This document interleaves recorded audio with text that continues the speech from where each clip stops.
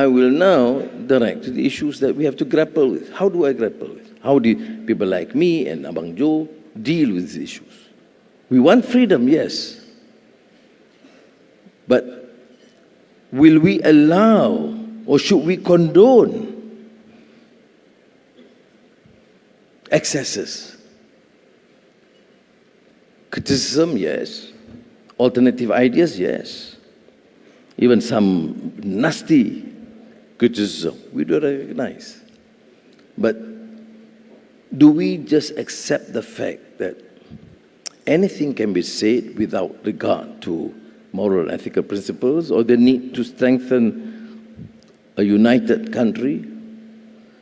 If you allow racism to flourish, or fascism to flourish, or religious bigotry to have its free hold in this country, then you must anticipate the possibility of friction, racial strife, and religious disharmony.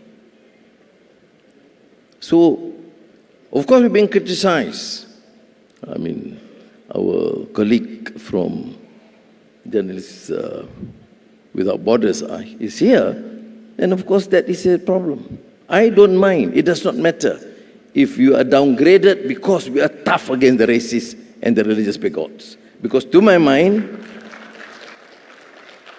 to save this country, to protect the right of the majority and the rights of minorities is more important than to get a high mark and one international recognition. And this is, of course, the problem.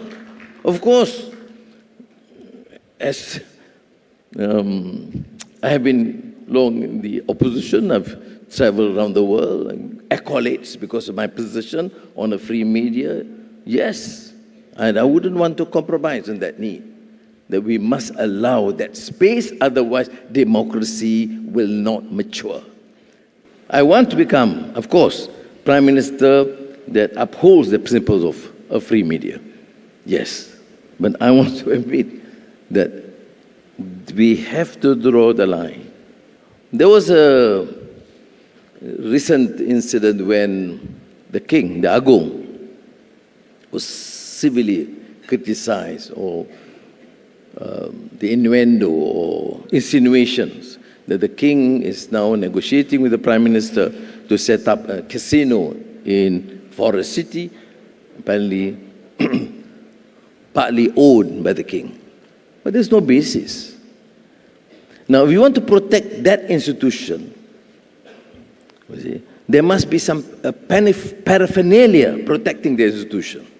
You address the king differently, and he is supposed to embody that national spirit, to be the fountain of mercy and symbol of unity.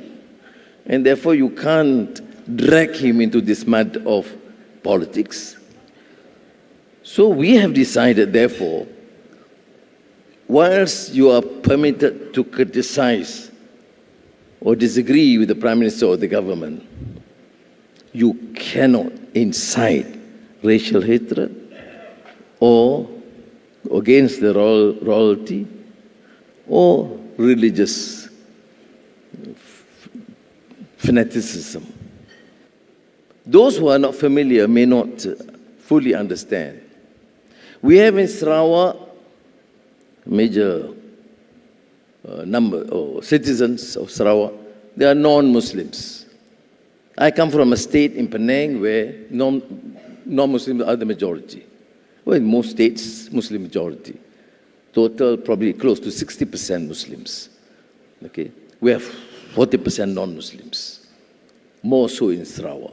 And do you accept a fatwa, a religious edict, coming from a so-called scholar, from the so-called Islamic Party, saying that you cannot, it is religiously forbidden to support any representation from